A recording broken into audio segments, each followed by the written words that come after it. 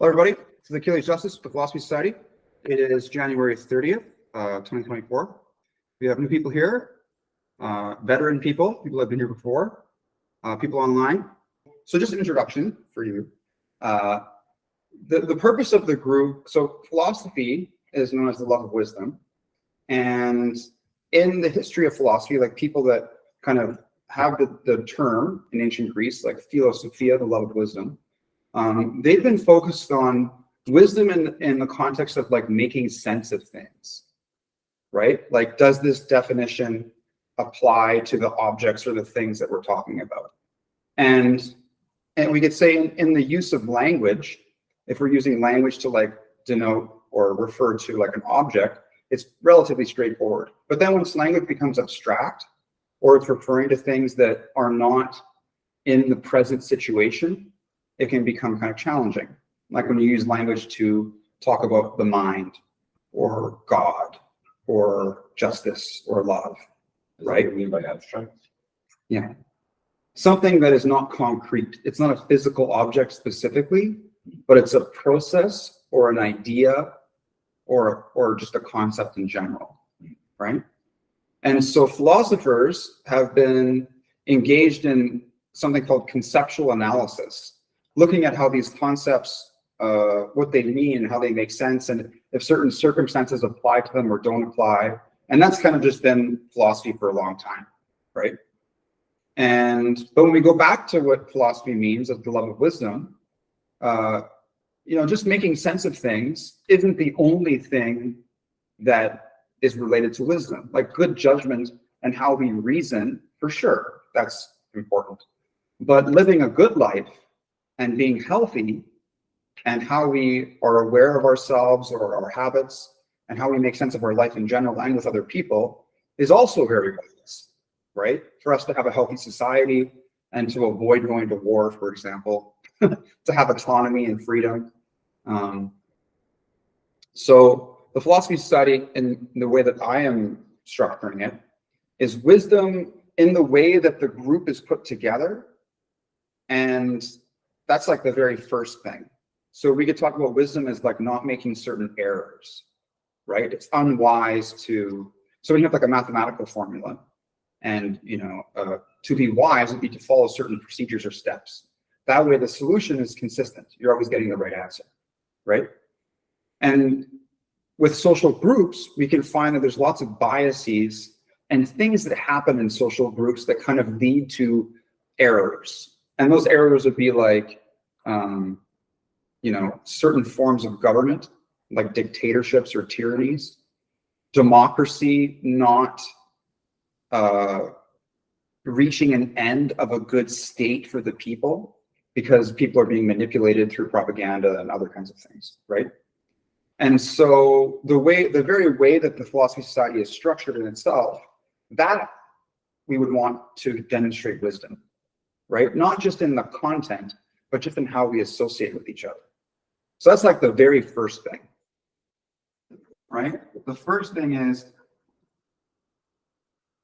wisdom in the group. Is that what our goal is? It is a goal, but it's also a means too, right? What would you say like our motto is? Learn how to live a good life together, right? Because we're not just alone in the world. We're like there's a bunch of people, and so people with conflicting interests or a spectrum of a psychological predisposition, right, like cognitive capacity or intelligence, can lead people to different things, or personality disorders, or the existence of psychosis, right? People can do some crazy stuff. So wisdom within the group, like one of the things is like the structure or the orientation, right? And so part of that is based on merit.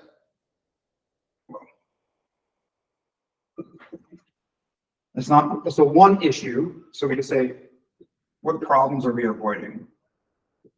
So one is the problem of authority. So appeals to authority within social groups that's one of the things that led to the atrocities of the Holocaust, for example, right? And we have Milgram's obedience experiment / conformity experiment, which kind of shows that people would shock someone or believe they're shocking someone to the point of death when there's an authority figure that's telling them to do so, right? And so these problems are within social contexts, right? And so the wisdom of the philosophy society would be to structure itself to avoid those problems. What if there's a narcissist in authority that has no feeling of remorse or empathy? So we could say like situation one. Like, how do you deal with that? How would you overthrow that person Narcissist and authority. if he has a lack of empathy? So one thing is empathy. Okay, so narcissists is a great, thank you. No? Narcissists can exist and they do, but the real problem is the authority problem. And we're defining narcissism in some way by the trait of the lack of empathy and the lack of remorse. Right? Or like in this the name of science, right? Yeah. And that's similar to lack of empathy and remorse, like any Milgram experiment, just from the idea of science as kind of this experiment. Well, I don't think it was stated like that in the experiment. It was just the presence of the researcher that was enough to do it. The thing with the narcissism and authority, this would be like the Trump situation and like the E.G. Carroll thing. So he was charged or convicted and, in court, and then he defamed her character again. So he showed lack of remorse the second time, and now has been ordered to pay $83 million because of the second time, right? And then defamed her again. So there's some pathological tendencies here. So part of the problem of authority is we give people authority, right? Like you can talk about power, and we can talk about physical power, right? But authority is a social thing. Like a hierarchy. Yeah. Hierarchy. So one example would be in a hierarchy, right? So you have someone at the top, and then there's people here, right? And then you say there's a ranking system of who is in authority. And the power within this context would be that these people, these 6 people all do stuff for the one person at the top, right? That's where the power comes from. So it's related also to economic strength. It could be power in like labor or money, which would be an economic power, right? So the government has power in some ways because we give them tax money, right? Or a religious group has power because they get money from their followers, right? Trump, released these NFT trading cards. And in some way, he's getting power because of the way people perceive him, and then they pay him money for that. And he can use that money for whatever he wants, like his legal fees, right? So when you say, how do we deal with the situation of a narcissist and authority because they lack empathy or remorse? Well, one thing would be dealing with the empathy thing, and there's 3 things here going on: empathy, remorse, and authority. So from a social perspective, we can find a mechanism to reduce the authority of the individual, right? Either through not doing things for them or not giving them money, right? The other thing might be agreement, or like a vote, right? Agreement as in like contract. No, just agreeing with them, right? That could give them power from a democratic perspective. Okay. Yeah, here you go. Appreciate that so much. Thank you. Sure. But you guys have a great Good one. luck with your meeting. Yeah, thank you. Appreciate it.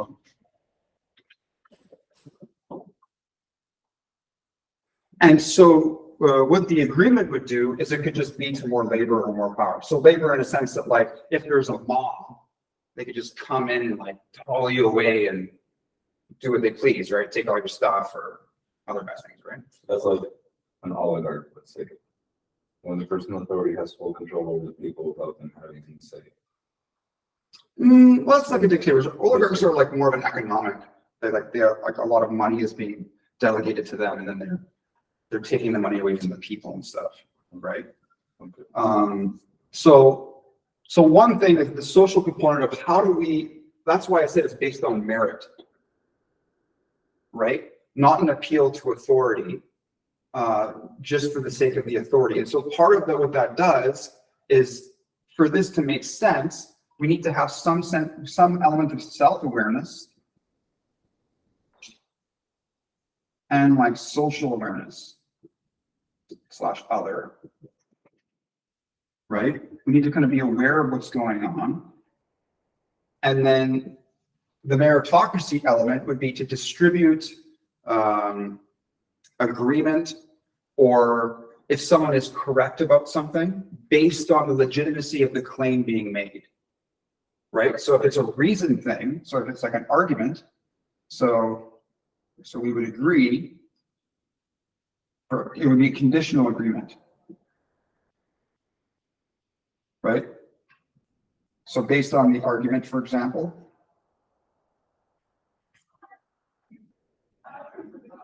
so the argument could be, recently they've been talking about a reform in the United States, a reform for the border, or in Canada, did Trudeau use the Emergencies Act illegitimately or illegitimately, right? As soon as we go based on argument, that just comes down to the soundness of the argument, right? Which would be, is it valid? And is it based on evidence? Which is to say, is it true? Right? It wouldn't just be, because it would be a fallacy to say, this premise is true because this person said it. Being an expert is just a representation that you're frequently correct. But to say that Trump is the best president because I said so, the because I said so statement is not, it's invalid. It doesn't actually make any sense. It has no relevance to Trump's ability to exercise good judgment for a group of people, right? So our agreements wouldn't, it would be based in our critical thinking skills.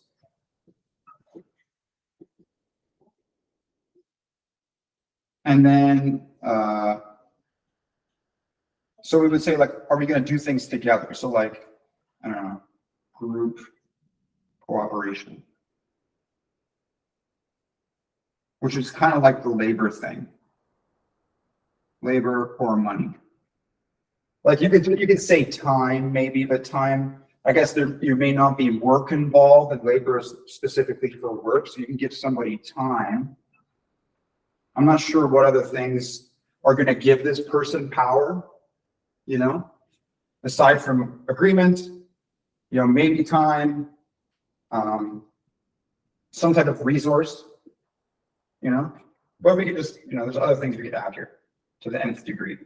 So there can be other things too, right? And so whatever it is, we're only going to agree or cooperate with somebody when they follow certain principles or conditions. And one of those conditions we would say is, does what you're saying make sense? Right? And then other things we could say is, number 4, is it ethical? Right? If it's like, we're going to go out and kill a bunch of people, that's not ethical. We're going to steal stuff. That's not ethical, right? Unless it's like, you know, like you could say that taxation in itself is the involuntary taking of resources from others, therefore it's technically stealing because they're not voluntarily giving it up to you. So if there were a state of society where many people didn't have food and they went and took resources from people that were very rich and had a disproportionate amount of food, like the example of the mother of the child, and she steals a loaf of bread. Is it ethical for her to take the loaf of bread, right? And you could say, yeah, because it's not causing harm. It may be illegal, but it's not unethical. There's a difference, The same thing happens on a larger scale. So does the scale of the event happening impact the ethicality of it? Someone robs a gas station because when a kid needs to eat, someone at gunpoint here happen pretty frequently. I did it for my kids, we did it for this or that. They're like the same level of ethics if it's like a small piece of bread or if it's like holding a gas station at gunpoint. So I would say, is it a real gun, or did you use something that looked like a gun? Like, were you willing to actually hurt people for that? Right? Or did you just want to make it look like you were a threat just to get the food? Right? Because really you're going down to the principle, do the ends justify the means? Right? And then a lot of bad things have happened because people said that the ends justify the means. So we'd have to do an ethical analysis of that. Right?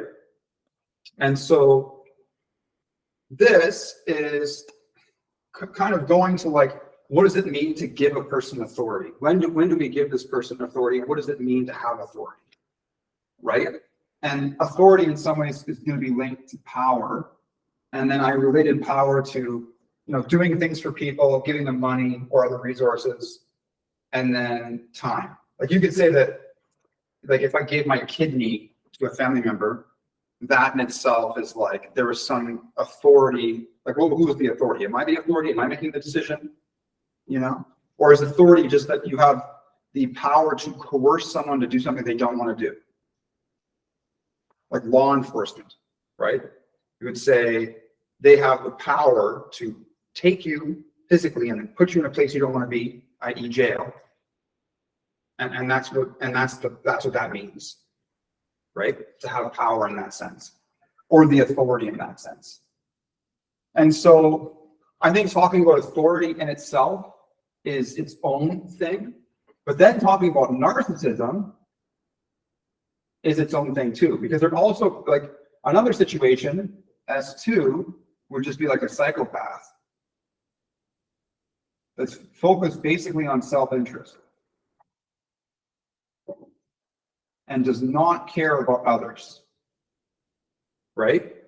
And so they may have some empathy to manipulate you, right? They may not have any remorse, sure, but they're not really interested in cooperating. They're interested in however they can use you as a means to an end for their own gain, right? And so both of these situations are really not really good. And the fundamental ethical principle is like, you just say it's like utilitarian, right? So the greatest good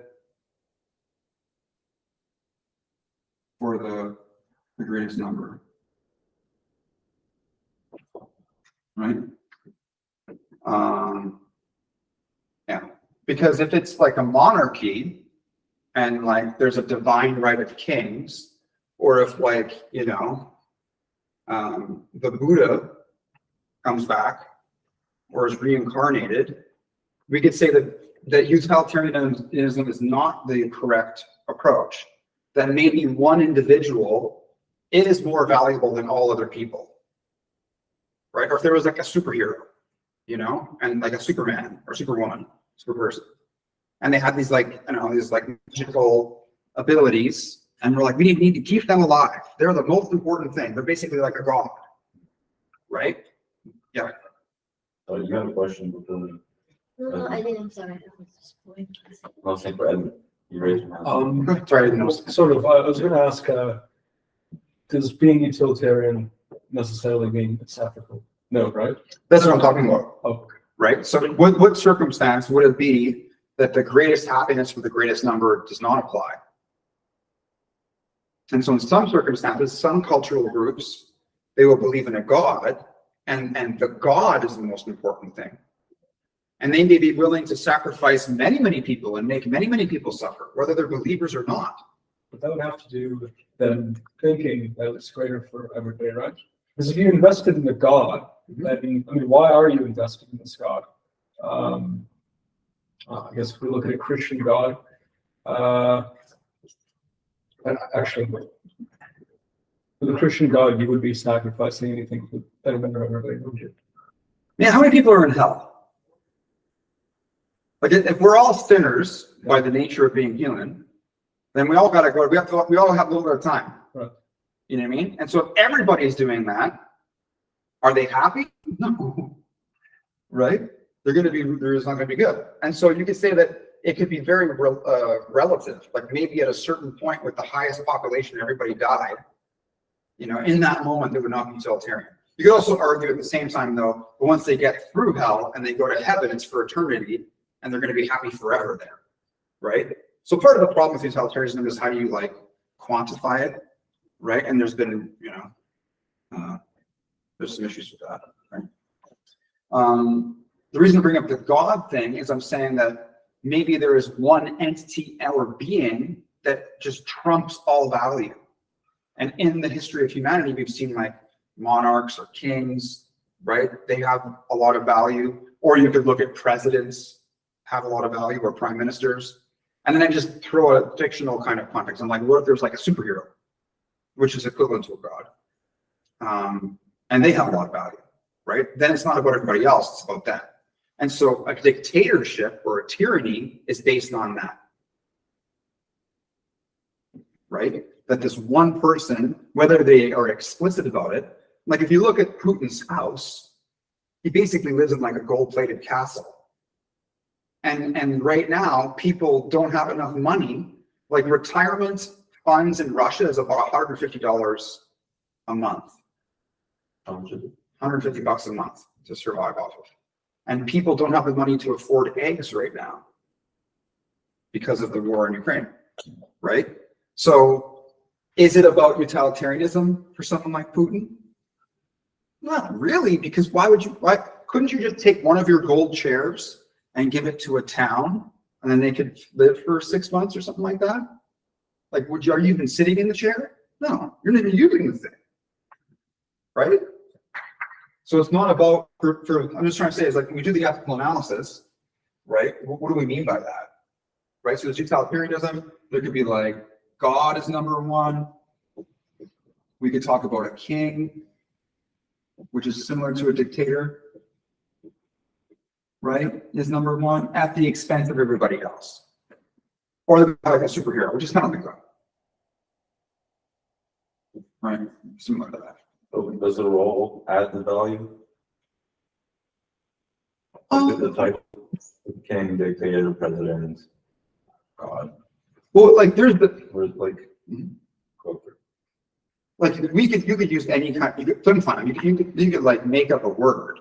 It's not the word that is the thing. It's that person's relation to the people and like resource allocation. Right? Like for the God thing, the big thing here is worship. Like you kind of devote your whole existence to this entity. And so maybe, you know, like if that's the way you want to, if that's what you think your life is for or worth, then I guess, yeah, sure, if that's what you want to do. I would disagree. I think humanity separating itself from the concept or an act of worship is better for us, right? Like maybe we could focus on technologies that can make it so we never have to die or reduce suffering dramatically, right? Or calling other planets or explore the universe. Like we have a reality, you know? And so if this is reality and we're in there and God's kind of out here, out and in, you know, people would say it's like a little bit of both. Maybe God's like the whole thing is everywhere. That's fine, but we're always going to be inside here. And so just maybe wait till later. Have faith after you're done with being human. But just be human now, because you are human now. It makes way more sense. Like, for example, if I have to go to the dentist or go to church, I would choose to go to the dentist first. As uncomfortable as the dentist might be, prolonging or risking my own personal safety or health, God would understand. Or again, what's more important to God? You must worship me, or I'm going to burn you at the stake, or take care of yourself. Right? Because some readings within the Bible or the Quran, as I know more about those, would make God look like a narcissist, having exceptional attention and superiority over other beings. Like it's like I have a dog, right? So it's not like I sit with my dog and I say, you must obey me, you must love me. I'm just good to the dog and she loves me, right? It's not like I have to force her to do it or threaten her with like really intense suffering. When you act that way to dogs, what happens? They become violent, actually, right? So it has a counter effect. So like the part of the property with God is we would say that God is good. God is good and loving. And part of the issues with those two properties is it contradicts some of the things that we see in the Bible. How do you define worship? Let's look it up. Like, I would say that, like, with God, it's more of a personal sacrifice. Like, it's a sacrifice. Like, back in the day, they used to sacrifice lambs and, physical things. And I believe in the modern day, with at least Christianity, it's personal sacrifice, either your time or your ego. I wouldn't classify it personally as worship. As like the main idea. Okay. Well, dictionary.com says worship would be the feeling or expression of reverence, which is respect, and adoration for a deity. And so it just depends on the degree of, and like, for example, the fact that you can't, like, and again, I'm speaking from a specific religious context. If you can't get divorced with somebody and the person is not good to you, or you don't feel good and you're not growing, like the institution of marriage in itself is a problem. And because it's seen as a union with God, with this other person, right? It's things like that. Like if that's what you mean by respect or devotion, it just seems contradictory to the way that the world really is. And we can talk about that, like love and relationships is a different subject. But when we look at how people engage with worship and the amount of attention that they put to this thing that is outside of reality, because like God is not something that I can just like see, or that I even really necessarily experience that much, right? Like when you look at the sun, don't look at the sun, but the sun is there and we can see it. It's clear, it's empirical, but worshiping the sun has not really done much for us. It's not really useful. We can understand the nature of the sun. Like if God was a force in the cosmos, like gravity, it would be something to understand the nature of. And we would see how we interact with that force, right? It would produce certain results and effects. It's understandable through like some form of testing. Like I can like, there it is. I'm gonna feel the ball closing my eyes, right? But the problem with like devoting oneself to this is, what is it really doing for you? Maybe it makes you feel good, but there's other things that make you feel good too. Anyways, that's not the point. I get. We can talk about that, but I'm not trying to. Well, it's an interesting conversation. I'm not trying to be, to hurt people's feelings with my distaste for religion. One last thing. Yeah. Do you think I'll talk about it, but the worship or the having faith in some deity or into something greater that they don't understand, like all the greatest civilizations of time, like the Egyptians, the Mayans, the Aztecs, all of these cultures had very strong spiritual beliefs. Do you think that constituted to their development as a civilization? And the reason why they're so important? like psychologically, humans have a predisposition towards religious belief, whether or not it's contributed to our development as a society. That's an empirical test. How much data we can really get from it is a different thing. And in certain cultures, it's motivated us to create beautiful art, but then at the same time, it's been confusing, and we've labeled someone a witch, and you burn her at the stake. So that's just like, or him, whatever, burn somebody. No. I'm going to say, I think it's more so the manipulation of text than it is the actual interpretation. And then, of course, you've got, I don't know, like the Catholic Church or different churches, which are kind of used as this tool to more easily manipulate a society. And so, I don't know, I feel almost as though religion in and of itself at least a Christian religion, I think is better than no religion at all for most people.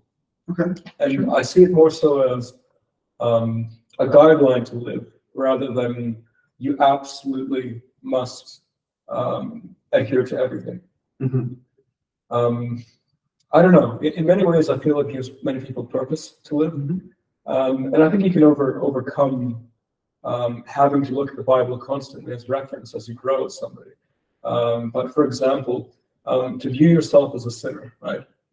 To know that you're inherently not perfect when you're born, and then maybe you should look at someone like Jesus Christ, who in the Bible doesn't really have any generally accepted as immoral actions or thoughts, that you live your life as that and try to position your life to that more than something as to be greedy or something like that. I feel it's better both as a society and from an individual's perspective. Yeah, like, so like having a role model, I don't know, it's like, so like, what are the positive things? You know, so for religion, a role model, for morality, you know, that can be good, sure. The problem is in the how we interpret the text generally, right? And the authority that is given to religious texts, you know, or the people, like you speak about the manipulation used within religious institutions, that in itself becomes a problem. So that's why just being philosophical in general is important, because it gives us the tools to exercise a critical interpretation. And if you're using it like in an interpretive sense, you're not taking it literally, then that's better for sure. But I wouldn't say that the Bible is the only place or even a good place to get moral conduct from, right? We can have other areas to learn about moral conduct that's not an appeal to a deity that may or may not exist, right? We can appeal to principles, for example, right? It doesn't have to be something that may or may not exist that causes a lot of confusion for people.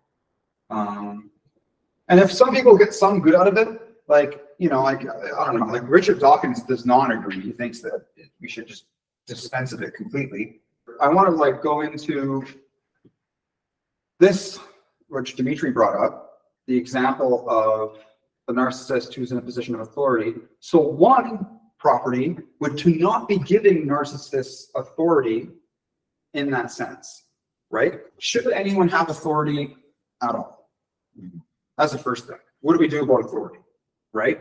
And the fact that we're talking about it is something that is important. I feel like we're too immature to just have no sense of authority. Everyone tried to like take each other's eye out and do it. Complete chaos. Maybe. With authority, I think. Like maybe not us, but like people on the word maturity spectrum. I don't think that having sadistic and malicious intentions towards others has to do with maturity. You know, like humans being pro-social and cooperative is fundamental to our existence. We wouldn't have survived in the harsh cosmos with all of the things that wanted to eat us or other people that wanted to hurt us if we couldn't have some way to cooperate together, right?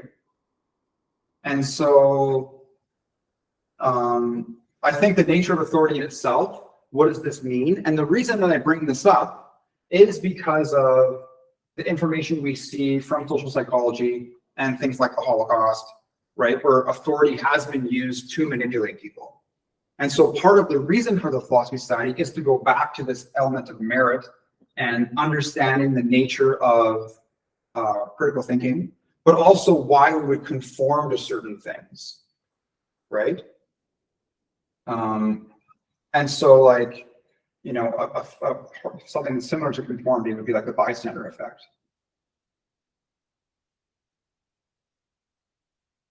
So when there's a crisis or an emergency, the increase of people that are witnessing the emergency, the lower the chances of anybody doing anything about it. It's a biological thing. Well, it's a psychological thing, right? And so that's why awareness is important. But like part of the other thing is like how we live. And that's where we go back to like the practical elements of philosophy. Because it has to do with action and behavior. So the how we live part, there's certain actions that are going to be good, behaviors that are good, habits, and then decisions. And that goes back to the previous definition of wisdom. The soundness of judgments, decisions, the quality of our experience, right? And so this how we live part is kind of missing from philosophy because there's no organized group of philosophers that get together like a community. Religious groups have this, but the problem is that the how we live part is not related to being reasonable. It's related to the devotion thing of God, and there's different scriptures that say this is what God is, and then they disagree with each other, right? And so my solution to that problem would be, well, we just need to have some kind of a community of philosophy, people that are engaged in philosophy and value it, and how they relate to each other, right? So it's not just like the religious demagogues speaking to the people and they must listen and accept whatever that person says, right? I'm trying to demonstrate that when you guys say something, we discuss it and we try to understand it, right? And it's not about me being right, it's about the process. So in the past, we talked about like, what does it mean to stand up for yourself, right? And part of that could be, well, do we mean being arrogant? Like, Trump is the best. Or women must dominate the world. Men are inferior to women. You know, you could believe that, right? You could. Or the other way around, right? And that content could be true or false. But the mechanism of reasoning and making sense of things, i.e. being philosophical, is really what we want to practice, right? How do we make sense of things? How do I know what I'm thinking is real or true? And so that's not what you're going to find in any religious group. They may try to accurately interpret this thing that exists, but questioning the existence of God or questioning the legitimacy of the Bible is not on the table, right? Whereas the philosophy group, everything is on the table, as long as it follows the mechanism of reasoning. This stuff all might be false. And that's good, because that means we can go through and we can refine it. Like if I was like, okay, just misspelled that there. B-Y, that's better, right? Whereas if there's a typo in the Bible, you're like, whoa, you're not allowed to change that because it's the word of God and it has to be true. And so there may be some moral lessons that we can extract from certain religious groups, like in Brahmanism.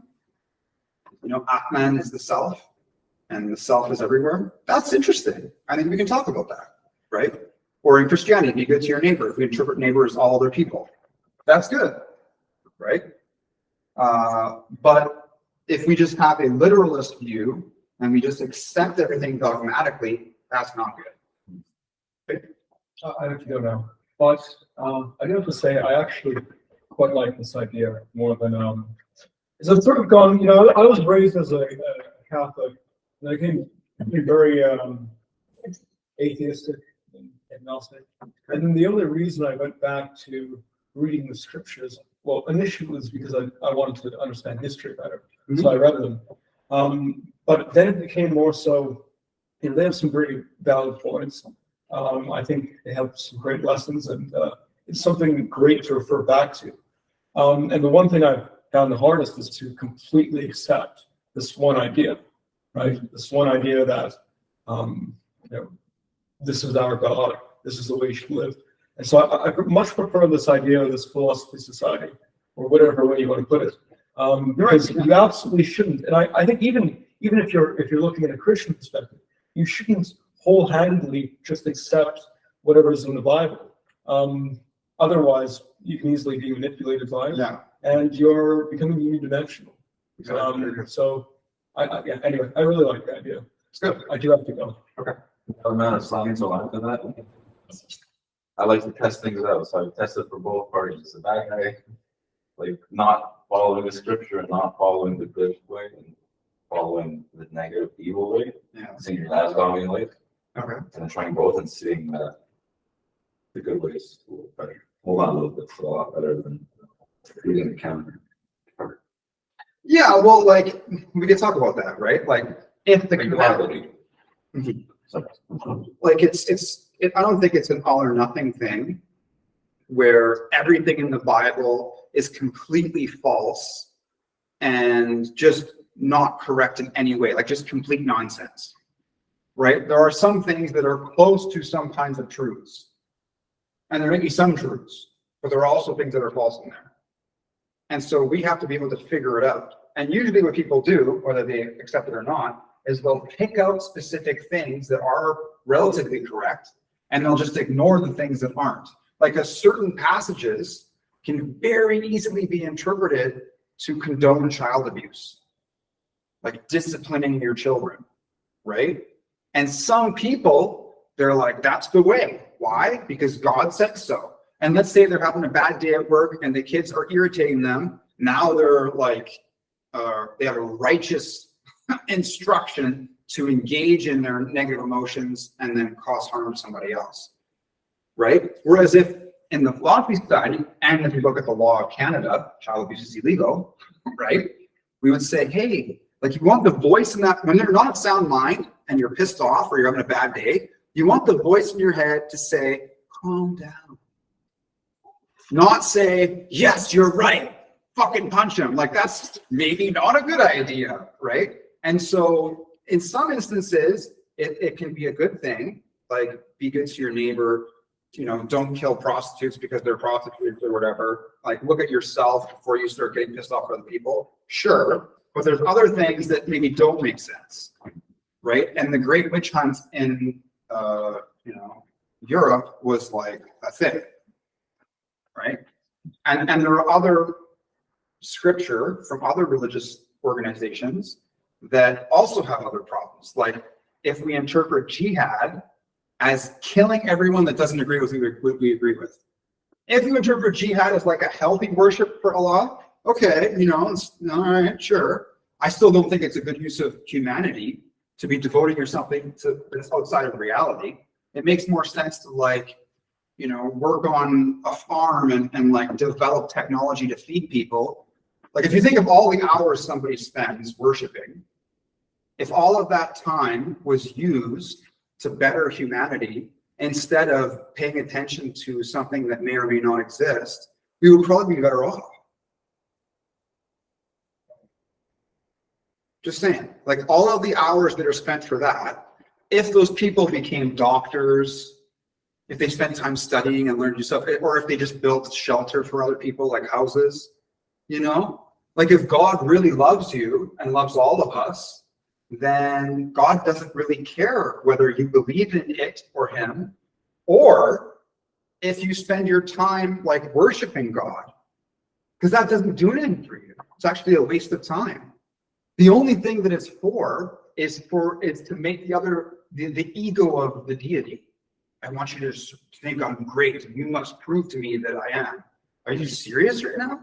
If you're the most powerful thing in existence, why does it matter if the humans like flip the channel to 32 or like, like if you have a TV and you're like, why does it matter if they're watching your channel?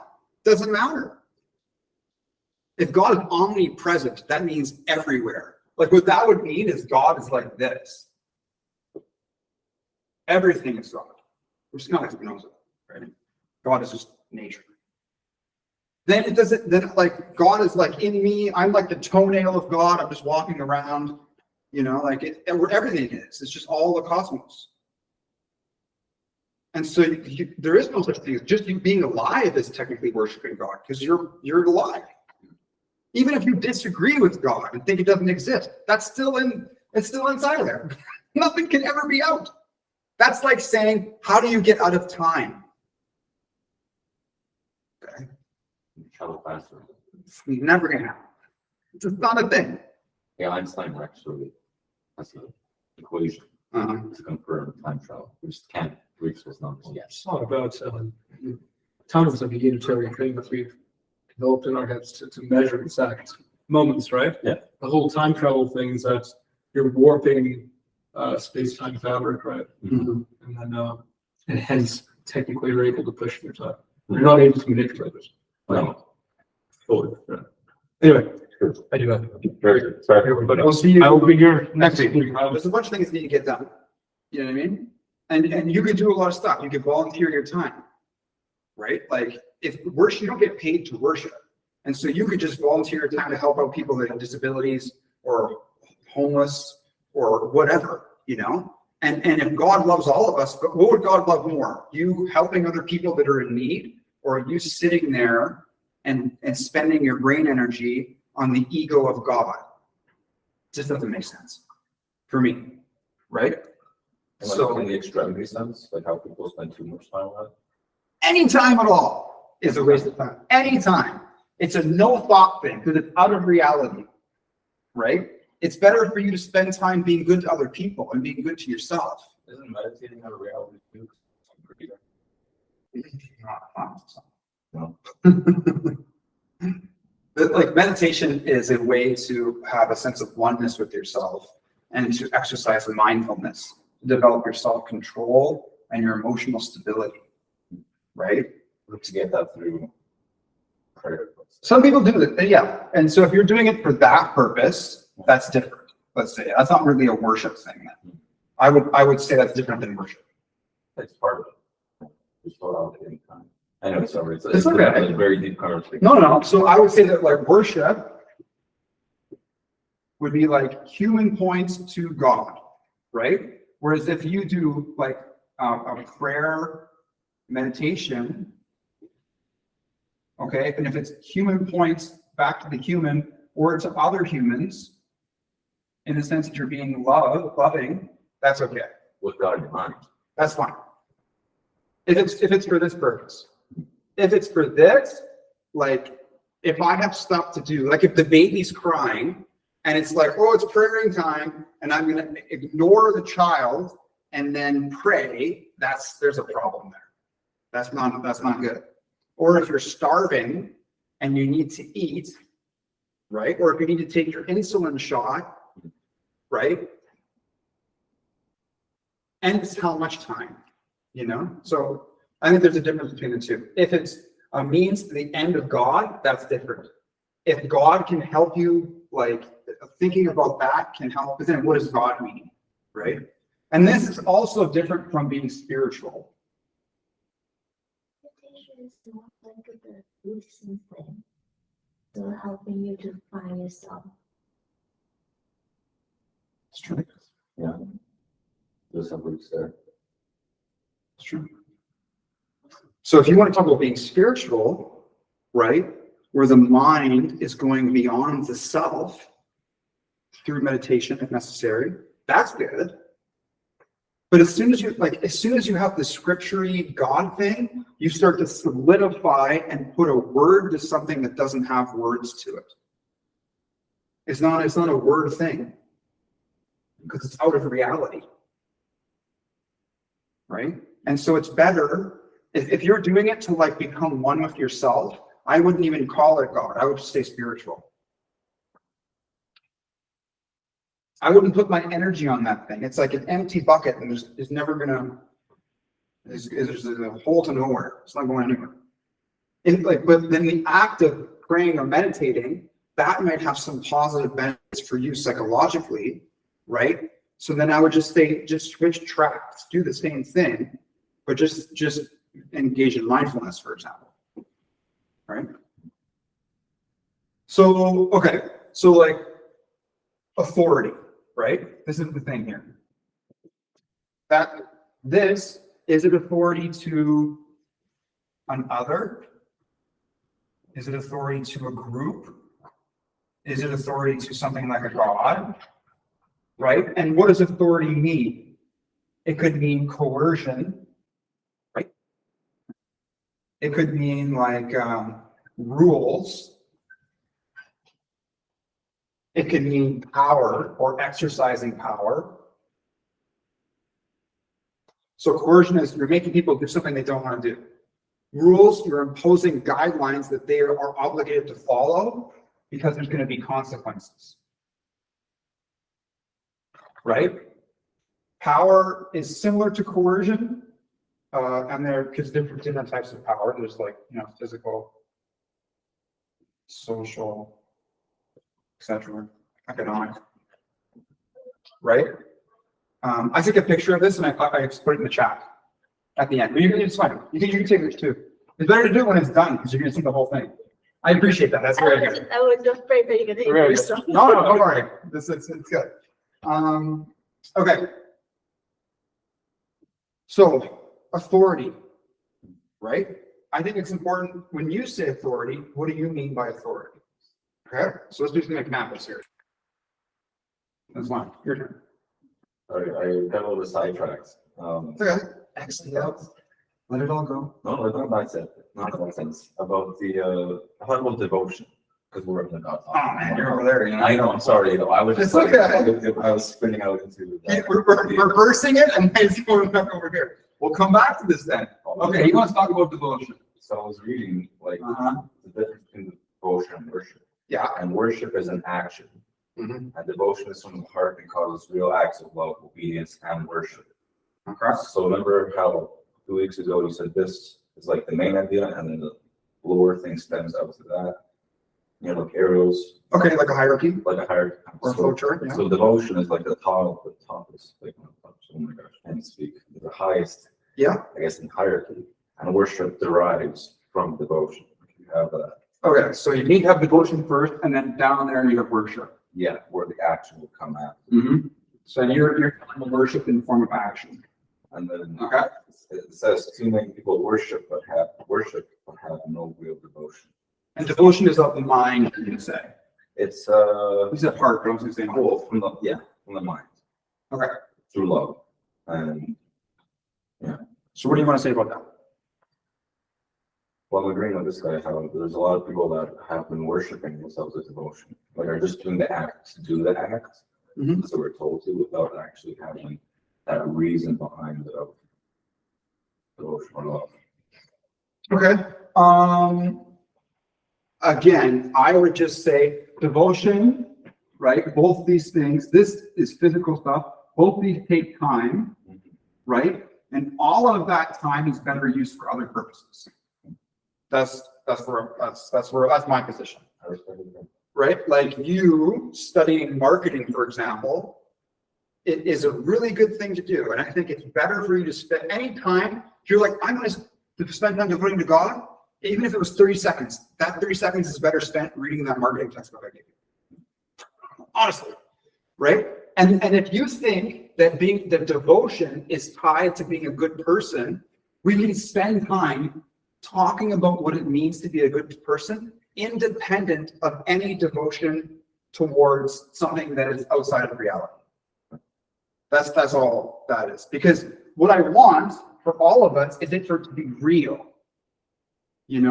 Like I use this object, I really want it to make these notes on the wall. I don't want it to be like I'm writing and I'm hallucinating and I'm like, blah, blah, blah, blah, blah, blah, I'm writing stuff and there's nothing there. Right? Like when you're actually devoting yourself and worshiping, what is the effect? Maybe you feel different, but is it really doing something? Because I know people that are like devoted Christians, and I am more Christian than them, and I'm an atheist. So that's more worship than devotion. Well, they would say they're devoted. You say stuff to them, and they would say, no, Jesus says otherwise. You're okay. And then 2 days later, you're like, aren't you cheating on your girlfriend? Well, Okay, so they're hypocrites. And they just,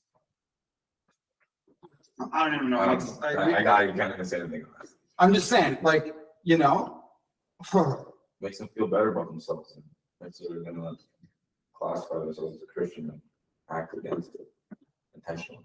not all people that are religious are like that. No. But I'm just saying that, like, you can't, like, being a good person is one thing, Mhm.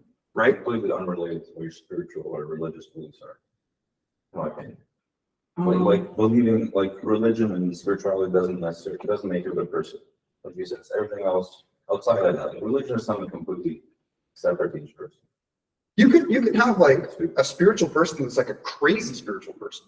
Yeah. You know, like crazy in the sense they believe in ghosts, for example, or they're like, you know, and they're projecting evil intentions on others.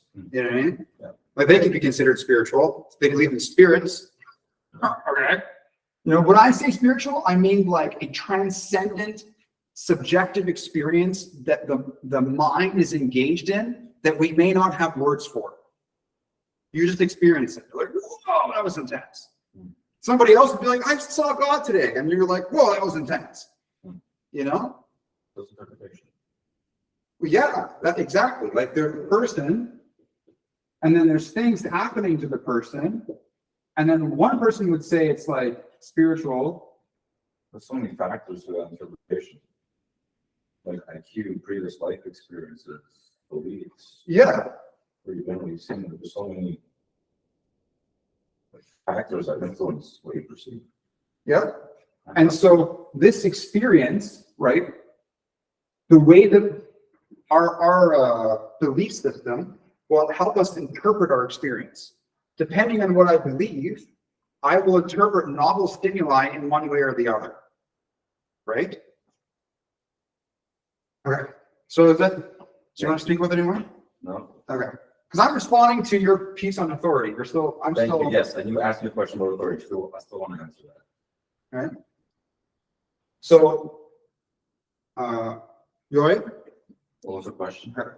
So she said that, what's an example of authority? She said government official. Your turn. What's an example? When you said authority, what did you mean?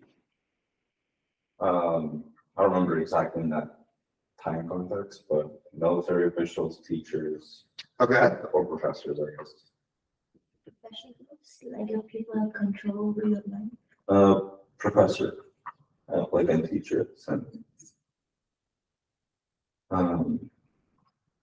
got them all. Yeah. Government official, military teacher, professor, professionals. So these are people in a position of authority. You say family too, like family, like. There can be some authority in family, sure. Why is it the person? And so these are all like social positions. That their orientation within the social group or hierarchy gives them this status that we would deem as authority. So what is it about that position that makes them different than others? One would be people listen to them. Due to their value, right? That they can contribute. Like it goes back to what we were talking about earlier, how it's a social position based on, what was the first thing? Social position, will they listen or have obedience? Listen to have obedience due to their value, right? Or Yeah. value that they bring to the table. Okay, so there's value, and which is based on some kind of a hierarchy, really. Man, sometimes I'm thinking really fast, and I need to just be patient with how I breathe. Like I said, It's just the coffee. I'm high on coffee right now, so my breath will drown. Yeah.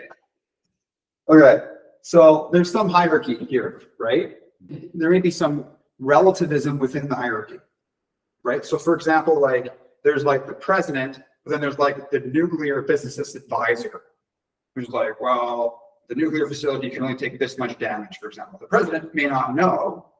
And so they would go to their advisor, who is actually the highest person in authority on a specific subject, right? So it's not like universal, like, you know, for if I have a problem with my car, I know some things, but you may most likely know more, right? And you have a degree of expertise in your area. So that's where, when I talk about meritocracy, right? What we mean by this is it's not like, it is not universal authority. It's based on expertise,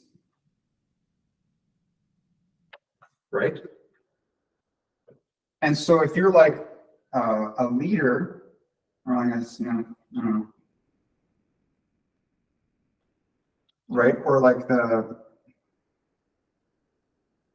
leader of the social group, it's, yeah, use this, we have stuff like this getting complicated. If you're the expert of the people, right? So going over here, so there's like the expert of a specific subject, like physics. Yeah, so knowledge adds value for a specific field, Yeah.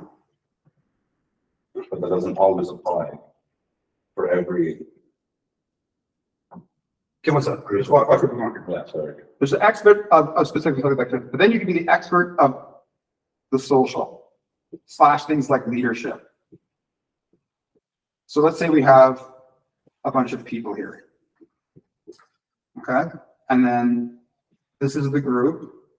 This person is an expert in vitamins, right? Or nutrition. This person is an expert in cooking. And so the combination of these two people, we could do like a meal plan for the group or the house, right? Based on what the experts say.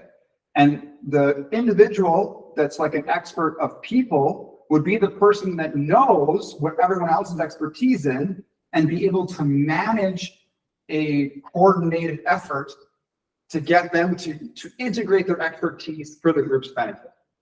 So you can be an expert in a specific area, or you can be an expert of the people. The expert of the people, that's what we would call like a leader. Someone who can bring everybody together and we can work on stuff together, or a manager, leadership management, you know. There's a different students here, but we're not doing that right.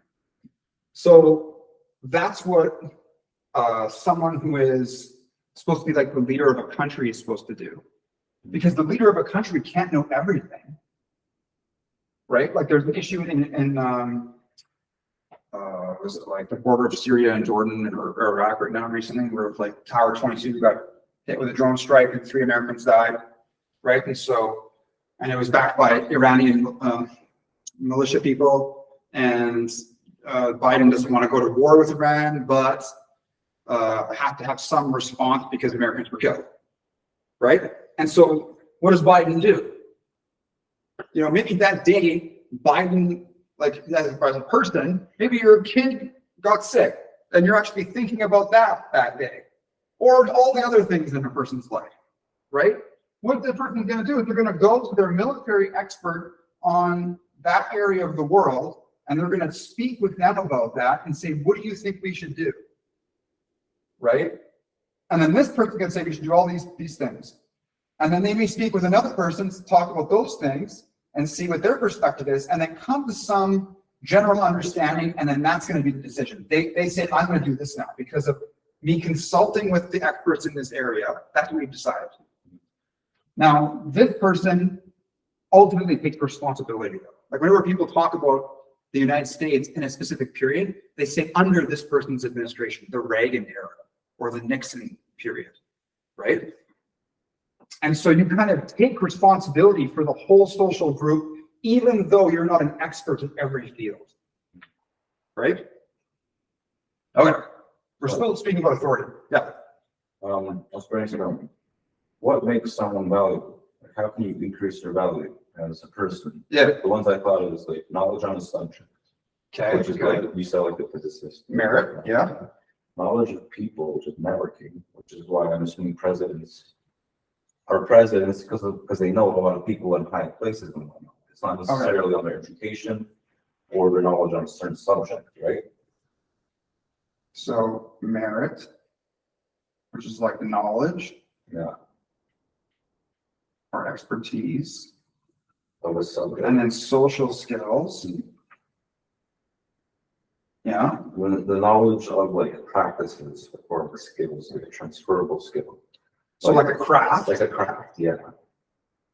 So how to. Yeah, and that's all I could think of. I couldn't really. That's a lot. We could maybe add more to it, but that's good for now. It's always good to keep it open-ended, just in case they think of something else in the future. It's not closed. You have any? Like, It's a tough one.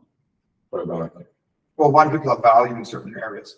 Well, you could talk about like, you know, in the workforce, they talk about this, like, why is a specific candidate valuable? Personality could be something. Certain personalities might be more valuable for certain kinds of positions.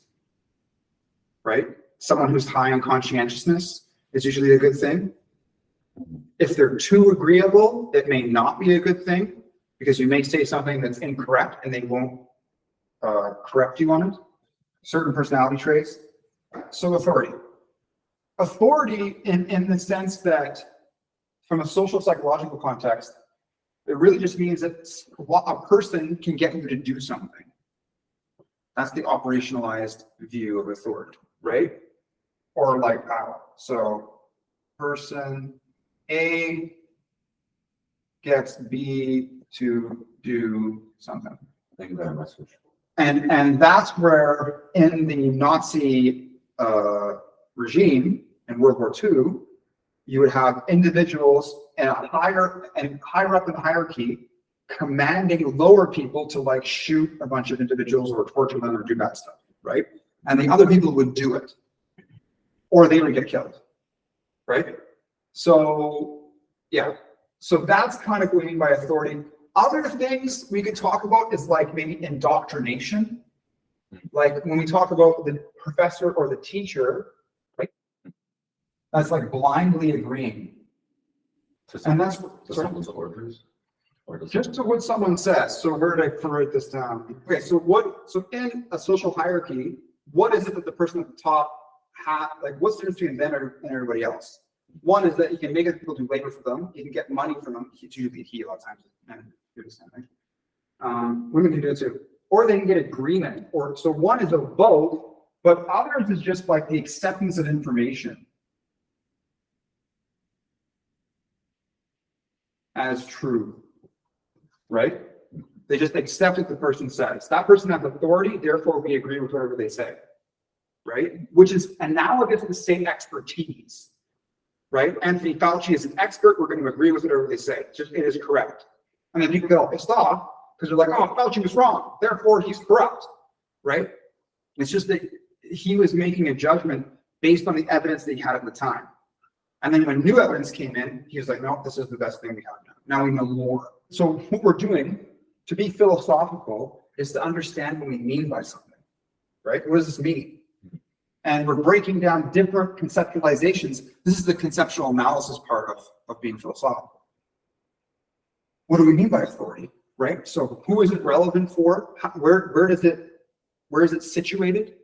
And how does it structure itself? So part of the thing is in a social hierarchy, we would want to have, I'm getting to the solution.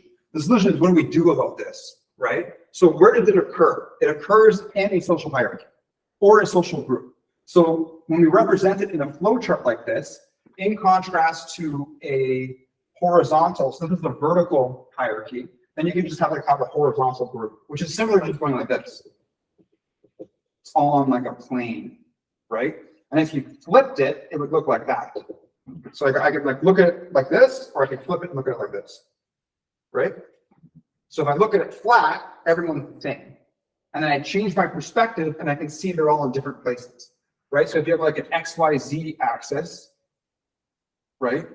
So if it's just the one, it's just Y and X, then you can plot a graph like this.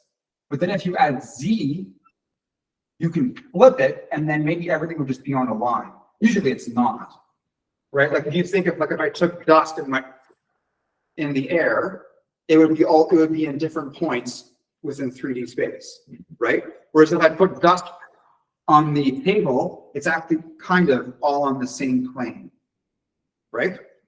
And so when we have a hierarchy, it's vertically based, where the top is like the highest value and the bottom is the lowest value. Whereas if you do it this way, there is no top and bottom. It's a different way to conceptualize a social group, right? Now there may be, and that's where I said over here that you could do it in such a way that you could put the person in the center, right? So what you did is you're viewing it this way from the top, and the circle's like that. You're looking at it down, and now you're looking at it here, and everyone would be connected like this, like a star kind of, right? And so when you look at it like that, there's going to be different values for people based on, so what gives this person authority? It could be, okay. Yeah, I feel like, So- sorry. okay. One could be power, that the person just coerces you and forces you into it. The other one could be cooperative. Right? If all of us have a similar goal, like we're on an island, for example, okay, we're like Lost, TV show Lost. That's just somebody I know that watched this recently. Last year. Like, yeah, well, It's a really good show. it's been a long time since I saw it. I think they ruined the show in the end, which is fine. Thank God. we didn't take it. Yeah. Okay, so these people get stranded on an island. They're in a plane crashes, they're on this island together, right? And there's people of all varying expertise. A group is formed in one way that they all have a shared interest, right? And so the shared interest would be like survival. Okay? And so you would say, well, what is it? You're just talking authority today. Authority was not, so one of the little intricacies of the philosophy side is I never really have planned what I'm going to talk about. I may have an idea, but then somebody may say something, and then we go over there and we talk about that instead. So it's relative to people who come in a lot of ways, right? And part of the reason was because I talked about how when I was defining the philosophy study, I went into authority, and I haven't actually spoken about it yet. So this is good that we're talking about it, right? Okay, so we're on this island, okay? Whole bunch of people, we don't know each other. There's no stipulated leader. There's no one that has been told to us that is in charge. And even when somebody's in charge, right, mutinies can occur. They can overthrow the leadership or the power, right?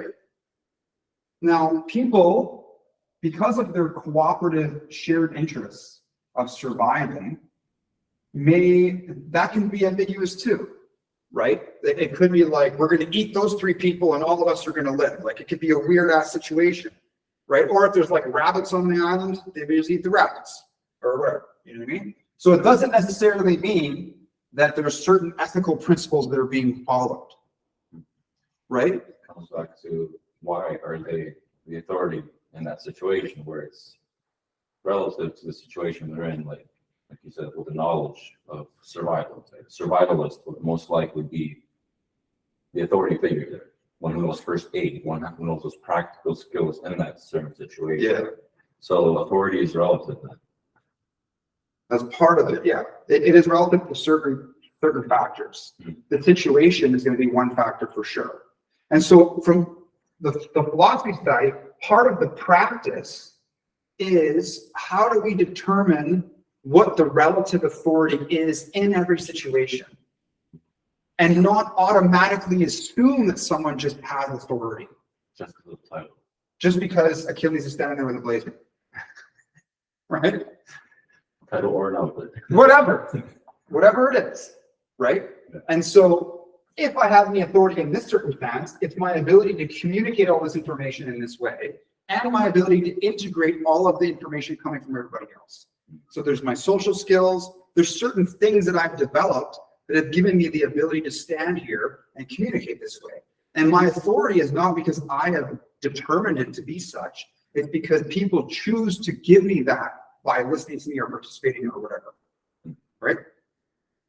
And so, yeah, so the island example is an interesting example, and it can go many different ways, like Lord of the Flies, right? Where, you know, there's some crazy situations that occur. And, you know, like there's the movie Alive, where the plane crashes and then they have to eat some of the people that died in the plane crash to survive. You know what I mean? So when we talk about authority, if someone said, you need to eat that person, right? Like, if you said that in another context, you'd be like, whoa, this is insane. You know what I mean? That's like the Hannibal Lecter situation, or like the other crazy movie Saw, you know?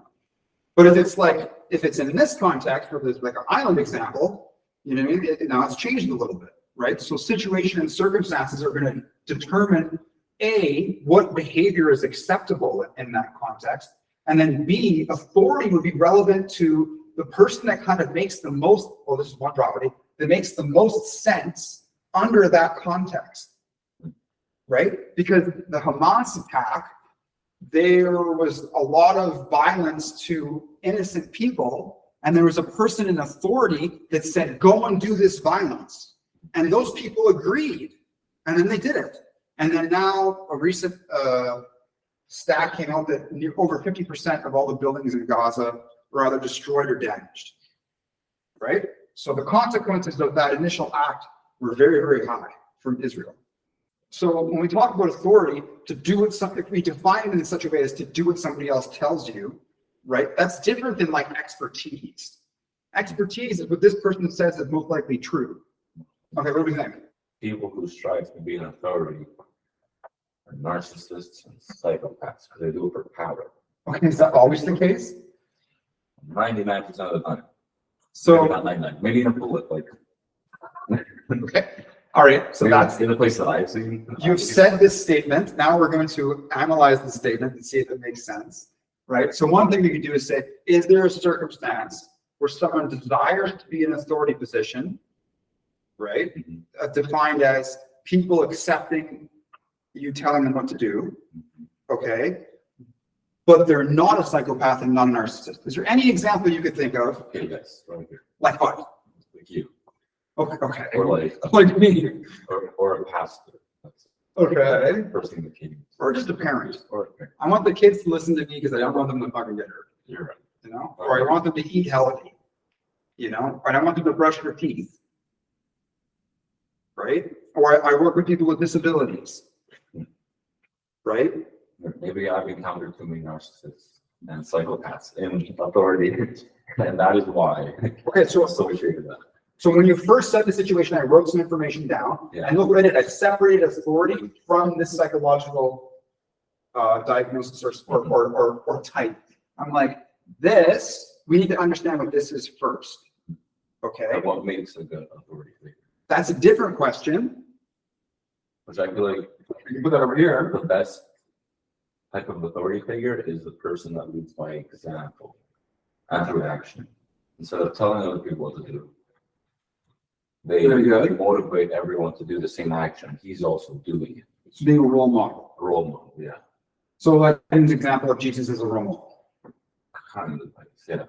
Right. In that picture where it's like, there's some guy in like some royal chair and he's like whipping people, pulling him. Yes. And there's another one where he's like leading that whole group of people pulling something else. Yeah. Like that's the kind of concept. That's what we need more. Manager and leader. Yeah. That's one conceptualization of manager and leader, sure. Okay. What makes a good authority? We can talk about that. One thing is like being ethical. One thing is like shared interest. One thing is like, but that doesn't necessarily mean just agreement all the time. So there needs to be some direction and values. And then how to, like if people are focused on the wrong value, that's really important too. Like if there's some crazy mob mentality, and then the leader or the person in authority is able to persuade those individuals that their course of action or the things they're thinking are incorrect. Part of the practice, I think, of a wise social group, right? A wise group, what does that mean? Is what do we do for all of these positions in the social group, wherever we are here, right? Like, because you could be the master fire maker. You're really good at building fires. You're like, "Ugh." There could be someone that's really knows plants well. They know how to get plants. Or someone that knows how to mend wounds or whatever. The person that can cook. There's these different skill sets that we might have, right? So knowing where you are in this, the Philosophy Society, we want to have a general understanding of the social group in general. Understand the structure, and then when one node is like not doing well, there's a problem with that node, how do we reorient the social group, deal with this node here, and then reallocate duties or merit to the next most qualified person? How do we manage the orientation of the social group to prevent problems of authority, right? And so that's kind of, because you said, what do we do about narcissists and authority? That was the thing. And so we need to have some awareness of the mechanism of social groups first, which also means that we need to understand ethics in some ways. What are our shared interests? What is the direction? What are our values? Right? Because every member needs to kind of know that, just in case, because not everyone might see it, what's going on. And then how do we respond to problems when problems occur? When you circle that little outsider guy, the problem, Sure. like what do you define that as? Like how, It could just be a conflict. will you exclude the person to, Like this guy is flirting with that guy's girlfriend. That's a thing. Or this person believes that this person didn't clean up, like in the housing program, I deal with this all the time. This person didn't do their dishes. Very simple stuff. so would Right. would you treat it like a legal system where it's like Wow. rehabilitation over punishment? You give the person the opportunity to learn from their mistake. If they don't, some people may not be fit to live in a group right now. Like there may be a social, antisocial property where are they able to integrate? Like you've seen people that lived with me and they kept on persisting in certain behaviors over time, and then leaving was the best thing for the group. And so when we talk about shared interests, that means that everybody that's part of the group cares about the benefit of the group. They don't put themselves over the group. And there's certain orientations, like you could argue that Achilles, well, at your house, you make yourself the most important, right? And so part of that is because I am fundamentally responsible. So I need people to live with me that can tolerate certain things that I do. For example, I'm a musician. So if someone just hated hearing me sing, they're like, I hate it. I hate it. You just can't live with me.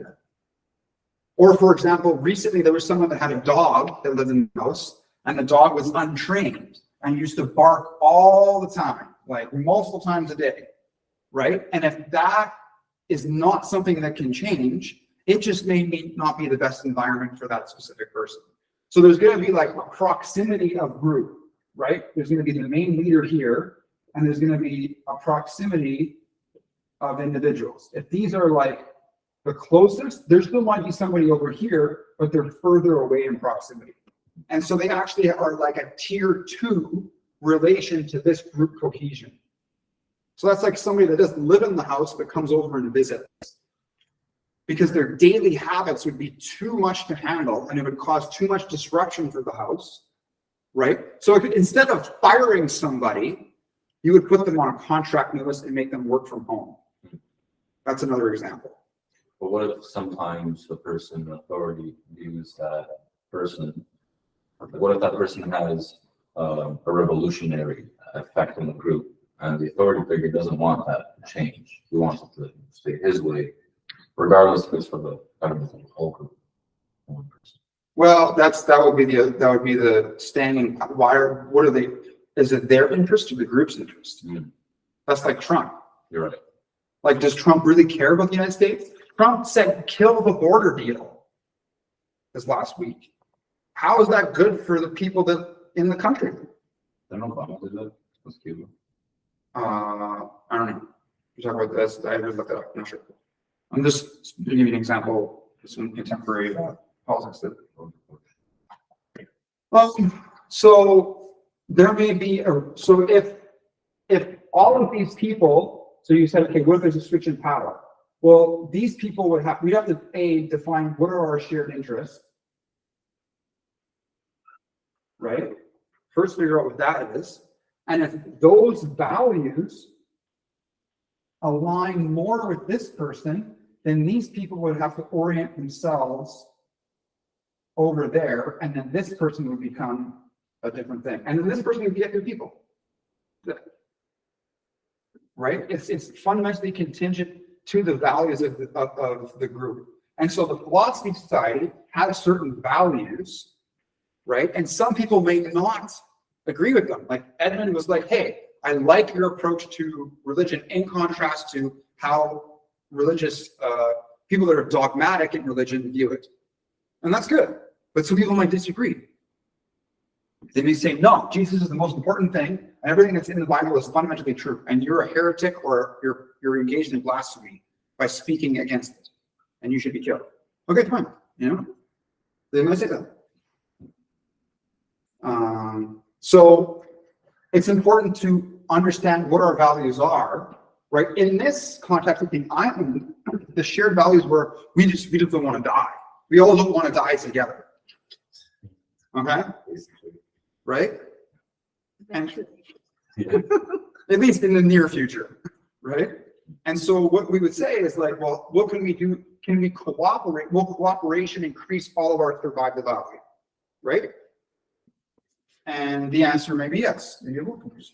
It's good for you, right? Over here, it might be like, we don't want to hear Achilles sing his music anymore. Wow. Right? We just want a house that listens to rap instead, or hip hop. We want a hip hop artist. We're gonna go find that guy. Maybe that's the thing. But maybe they just want cheap rent. Maybe cheap rent is the number one value. Okay? Or you value the existing workplace and you're like, I don't really want to switch. This is good enough for me. You know, it's the job market's, we're in some kind of a quasi recession. I have to look for another job. Right? So understanding what our values are and the priority of our values, as we talked before, is important. I think like 3 classes. This is like how authority would change based on value. The main thing that we're trying to stay away from in the context of the philosophy study and authority is like not just blind authority. And authority, again, do we mean expertise? Because that's a little bit different. Expertise is like, there are 2 forms. Is like you can have knowledge about a specific topic, like semantic knowledge, or you can be an expert in doing the thing, like a craft, right? Yeah. So like you may be really good at painting, but know very little about the chemical composition of paint, but you're really good at the act of painting, right? And so if the person who's an expert in painting tells you to do it in a certain way, then and you do it, their authority, they may have authority in that social context because you want to learn how to paint. So when I want to learn as a craft, I will accept the authority of somebody else because they have demonstrated skill at doing that thing, right? So if Achilles has authority in philosophy, or whatever you want to call what I'm doing, it's because he's demonstrating to us how to do it. So if he told us to do something in the context of being philosophical, if I want to learn to be philosophical, I would do that thing. Just like if you wanted to teach me how to cook something, and I've seen you do it, I'm like, wow, she's amazing cooking. Whatever she's cooking here, it's great. It's like, oh. And she's like, can we do it this way? Put the oil in now, right? For me to, I would model her procedure, and then I would be, the goal is to be successful the way she's successful, right? And so the same thing with this. And so authority in the sense of expertise. Now, from a psychological context, with Milgram's experiment, it's the presence of like, in that it was like a lab person. And so you could say that the individuals wanted to impress the researcher or the scientist. And so they just did whatever the scientist said. In the military example with the Holocaust, part of it is you don't want to be tortured yourself. You don't want to be killed. It's better for me to kill them and torture them for then it to happen to me. Why? Because last week I saw that guy who's really good at torturing people torture the other officer that didn't do what he said. I don't want that to happen to me, therefore I won't do it. Right? It doesn't justify it, but we understand why it is people accept those positions of authority in really negative contexts. Now, when you look at the Hamas situation, why is it the case that they were killing babies and murdering innocent people, right? And it's very similar. Like if you're perceived as a heretic or a blasphemer, someone who's going against whatever practices they're using to exercise their worship of God or their revenge against some other perceived state, or some territorial issue, or you know, whatever it is, psychological. Mm-hmm. There's going to be consequences to reinforce the authority, is what I'm trying to say. Right? That's one thing, which has to do with power. That's different than modeling yourself after expertise. Right? Like in the Holocaust example, like in Milgram's experiment, there was no real consequences. Maybe social disapproval. This person is not going to like me if I don't do what they say. Whereas in World War II, it's like your whole family could be murdered. Right? Or like in Russia. Like there's currently, I posted it in the Philosophy Society chat, someone who is contending Putin's, he's He's one of the other candidates to be elected for president in Russia. And that guy is just risking a lot. He very well be assassinated or put into jail. Because most other political rivals are thrown out of a window or put in jail or killed. Right? So even in the face of that, this person is still going against him because he doesn't want the war in Ukraine to continue. Authority is maintained, one, by consequences, two, by desired effect. If I want to learn the skill that you have, I'm going to listen to you because I want to learn that skill, right? And then there may be some social status factor, right? So we're going to throw here. So over here, so one is consequences, two is desired effect, like a skill. Three, maybe like social cohesion. You don't want to be ostracized, right? You don't want to be kicked out of the group because you disagreed with the leader. A lot of people will agree with Trump because they're in fear of how much power he really has, even though he's wrong, right? And so these are the things that, like, maintain authority. When you say, what is good authority? Again, that really goes down to how are we relating to each other? How does this person deal with disagreement and incorrect behavior or information? It's really another way to say this, what makes a good manager or what makes a good leader, right? And when your manager fucks up, you say, okay, I was wrong. If they don't, that's weird, right? Because they're more concerned with how they're presented than with the accuracy of their behavior or whatever they say. And there's a problem with that. Okay, is that good for today? I don't know. I don't feel I've concluded this, but we've covered a lot of ground. Did we cover a lot of ground? Yes, I just feel like it's very hard to find a solution because people like the authorities have the power and to define the knowledge, and then the knowledge is like what you said. Our belief systems help us to interpret all those things, which contribute to the skills. Like I think skills is pretty subjective thing, right? And it feels like we in the circle. It's so hard to get out from the circle. Like also like the ethical thing. Like I really like the point you talk about, like the difference between ethical and illegal.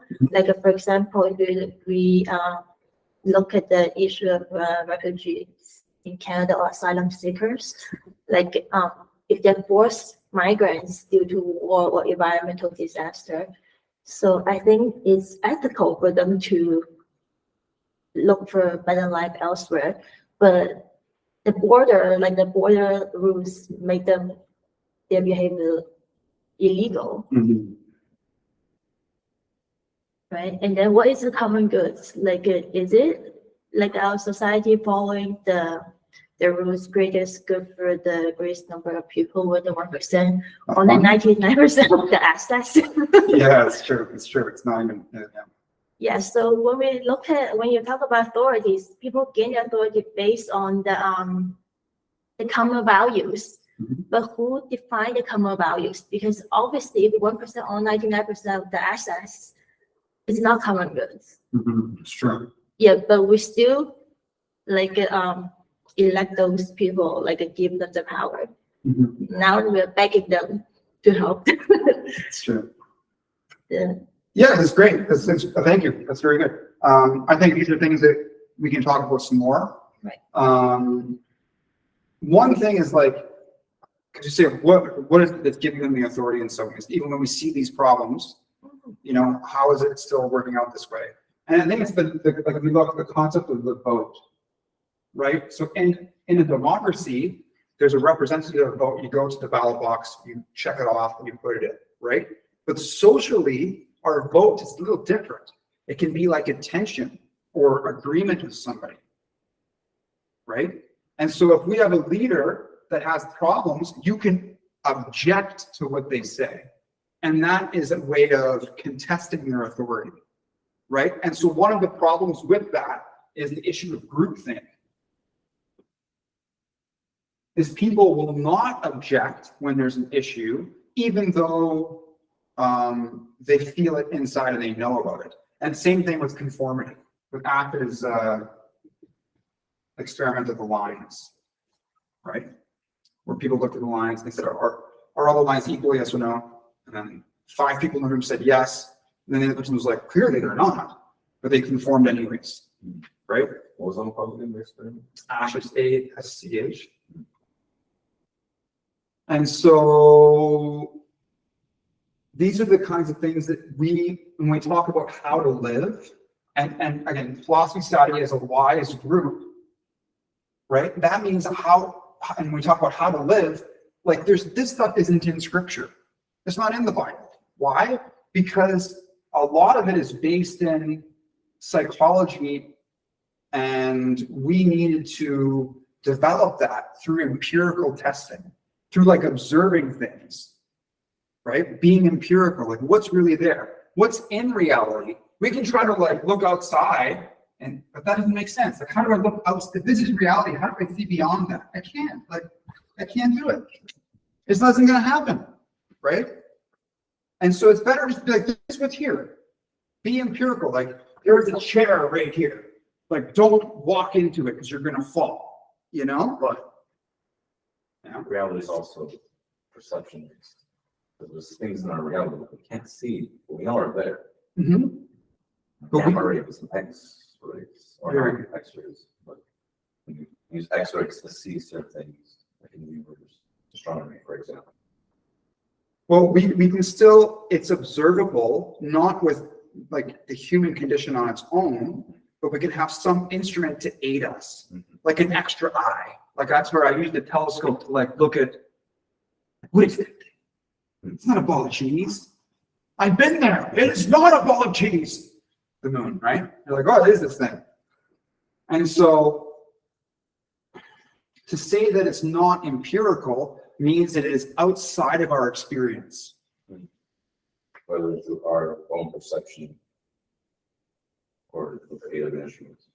Like an interesting thing to say is the number 1 empirical? Sure. Okay. Is there anywhere in your experience where the number 1 has come to you? You're like, I have seen the number 1. It has come to me. I have seen one object. There's one Achilles phone on the table. But the number 1 is a concept. Yeah. It's abstract. It's a measurement, it's a unit. Right? It's not something I necessarily experience directly. It's a conceptual tool that I use to understand my experience, like mathematics. It's a conceptual tool I use to understand my experience. But that conceptual tool might have information that I can't experience at all. And it can still be true, but it's not something that you experience. Like, have I ever really seen a perfect circle? You're saying you have to define what is a perfect circle first. So a perfect circle will be something that the radius is equal all around. So if you put a center point, the distance in all directions is equal. And that is not a circle. Technically. It's impossible. So you've never experienced perfect circle, because if you look down to the molecular level of the object, there's going to be a part where there's nothing. There's going to be a space there. So it doesn't even make sense, right? A circle is an abstraction that we utilize to make sense of what we experience. It's a geometrical figure. So nothing is real. We can talk about that. We can go into that. Today was a good day. That was very good. Okay, we're going to end it here for now, unless you have anything else you want to say. And so we'll pick up next week, maybe from here, kind of. I'll think about this stuff a bit more. And either we'll continue from here or we'll go somewhere else. The place to continue is in the social group. What do you do? Right? What can you do When there's a problem with authority. through corruption? Because there's degrees. One could be like self-defense, is you need to like stand up for yourself. We need to have a group of people that like, and then you talk like a state, you know, like we need to have a military to protect ourselves, right? And then the other issue would be like corruption. Like, what do we do when there's abuse of authority within the system? Right? And so these things, we need to figure these things out, obviously. This is the thing. Or through education, we teach people these concepts. Yeah, People are aware of it. that's the whole point. So the goal is to create an educational institution. That's what I'm trying to do. And have some monetary component to it, make it like a sustainable economic entity. And there are plans in the works. Like a philosophy school, Yep, but you're basically part of it. like OCAD is for art. And we have like one specifically just for philosophy. Well, yeah, like the Philosophy Society is what, like, I call, like, on the website, I have the Philosophy Academy and the Philosophy Society. And so there would be like, you would have a course specifically on this authority piece kind of, or it would be like social philosophy, like practical social philosophy. Like, what do we do? Which would incorporate principles of psychology, and they would incorporate the how-to, the craft of interacting socially. And yeah, to teach people the skills that counteract the negative properties of social groups. That way you have the skill. So for example, if you're going to go into a boat, you learn how to use your life jacket, right? Or if you want to learn like CPR, you learn how to like respirate, or like to give someone like mouth-to-mouth respiration, right? So you can bring them back to life, or if they drown or whatever's going on. And so, or resuscitation. And so in that circumstance, you train before the situation arises. And so that's what we would want to do similarly with the Philosophy Society, as you practice these skills, so you're a bit more prepared for real life, right? And then alternatively, there's the mental health component. That's like one of the other areas that this also deals with. And so last year, we talked about feeling good, which was like emotional management in some ways, like how to not be depressed and have anxiety and stuff. And so there's a book to read for that. And yeah, and so I don't know, I'll end the thing here and then we can talk some more.